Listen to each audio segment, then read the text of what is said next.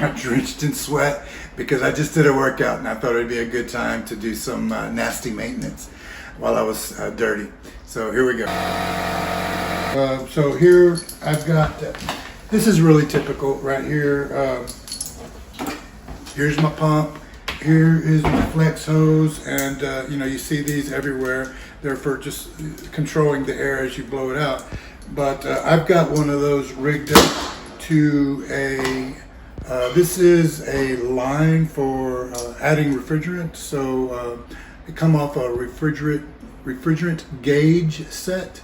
And this is kind of a specialty item here. I got this from a refrigerant supply store or air conditioning supply store.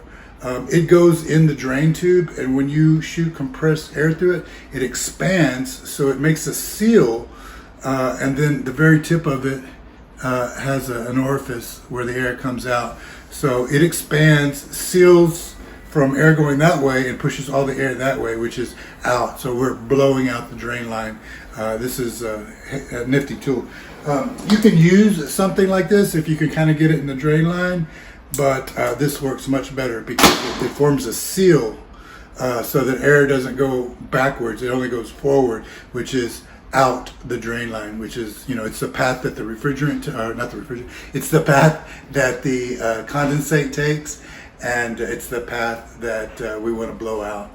A lot of people also add bleach to their condensate drain line. They just kind of pour it in maybe once a month to help slime and other sediment and debris. It prevents it from building up. I mean, this is kind of a wives' tale. I was in the air conditioning business, and people used to ask me that question all the time. I mean, I don't really know if it works. It seems like it might. It wouldn't hurt to try, and I don't think it's going to hurt anything. But this is more effective.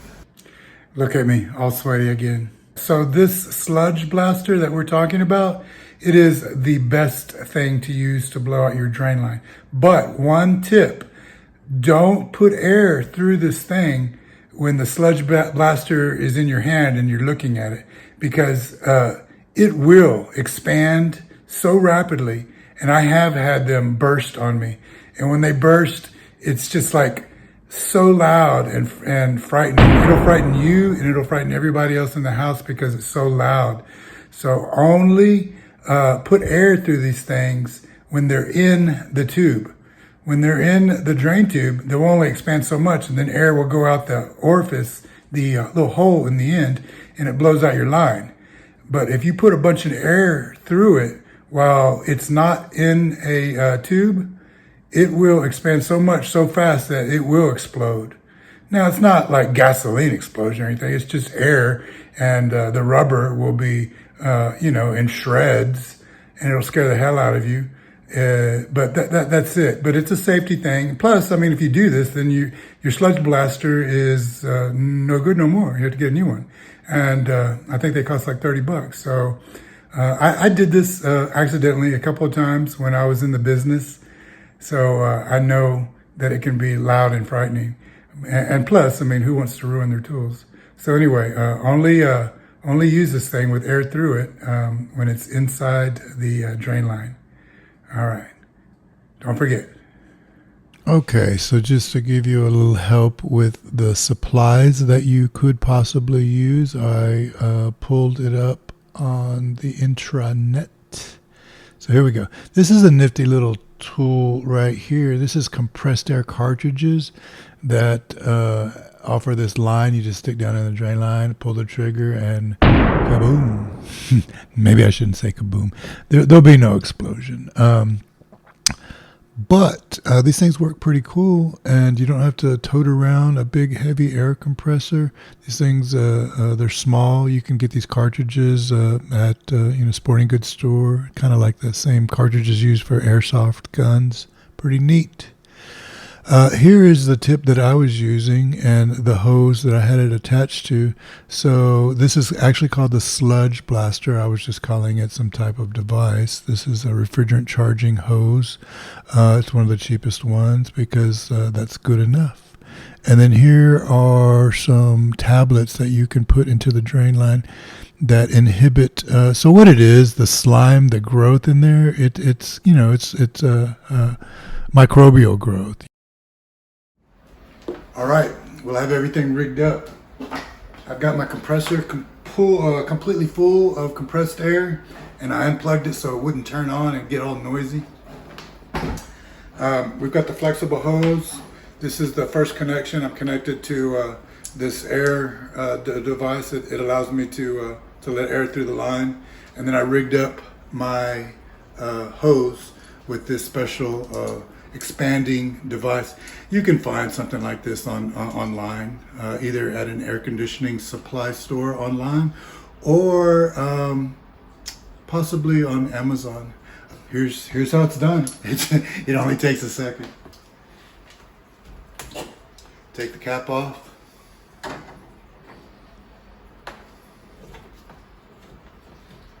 Put it down. I've got it in there about, 12, 18 inches or so. And then I'm just gonna hit it with some air. I feel like I need to put a little more air behind it. I got it regulated down to like 40, 50 PSI, so I'm gonna crank it up.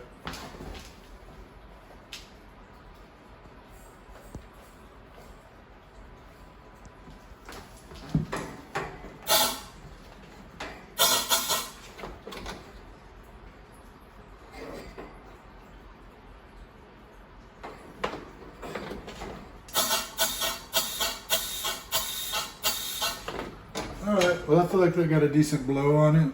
A little nastiness came up out of the pipe, but that's typical. We're talking about drain lines here. They're going to be nasty. And if you think this is nasty, you should see a situation that happens when you do not do this maintenance. Eventually, it stops draining and it backs up, and then something gets damaged. Usually, your ceiling, sheetrock in your ceiling, because the water's got to go somewhere, and if it doesn't go at the end of the drain line, if it doesn't go to the plumbing of your sink, it's going to overflow maybe in this area here. So we're upstairs right now, and everything below this unit, sheetrock wise, is going to get wet and swollen and nasty. So it's important maintenance. And if you can't do it yourself, then you're going to pay an air conditioning company to do it, and they love to poke your eyes out. So I don't recommend that. All right, so here we go again, round two. Lucky y'all, you get to see me demonstrate this procedure twice because, like I said, in another portion, I do have two units, one upstairs and one downstairs. They both need the same maintenance.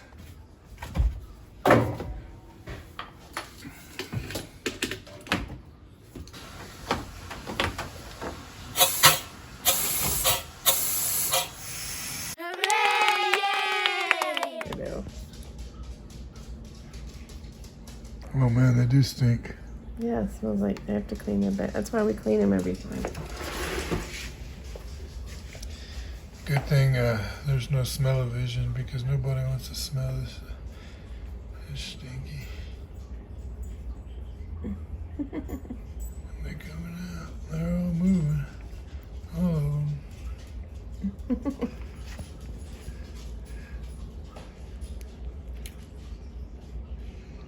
Are they all sucking pretty good now? Mm-hmm. They eat better at certain times.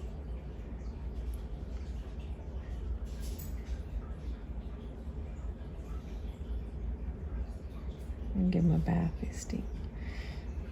I meant for you to get me some baby shampoo. Forgot to tell you. I'll have to go get some. And they buried themselves again. I'm like, you ain't gonna feed them. I'm going back under the covers. If I can just find my way around. Yeah, this one moves like it's drunk.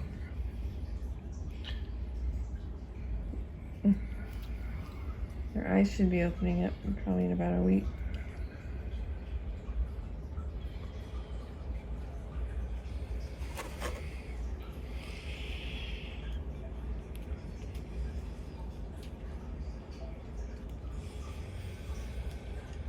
Look at those claws.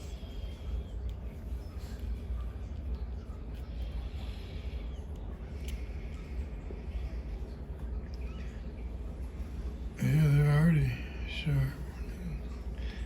Squirrels. seen a squirrel this young. I'm wiping their butts right now. Nobody cares. Or maybe they do care. Maybe they're really interested in how and why you need to wipe the butt of a little infant squirrel. Tell us why. They have to poop. They have to poop. Well, I mean, I just poop and pee as I need to. What's They the deal? can't do it on their own. And that's the same with cats and dogs too, huh? Yep. See, I never knew that. If you're not an animal nurturing person, how do you know these kind of things?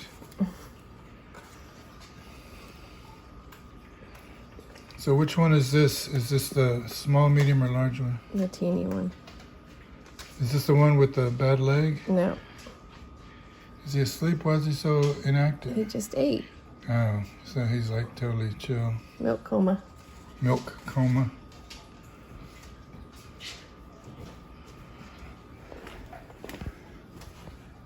And the other two under the covers. Have they eaten too? Yeah. So everybody's in a milk coma. And you just plop them in there any old way. So would they be dead without you? Of course.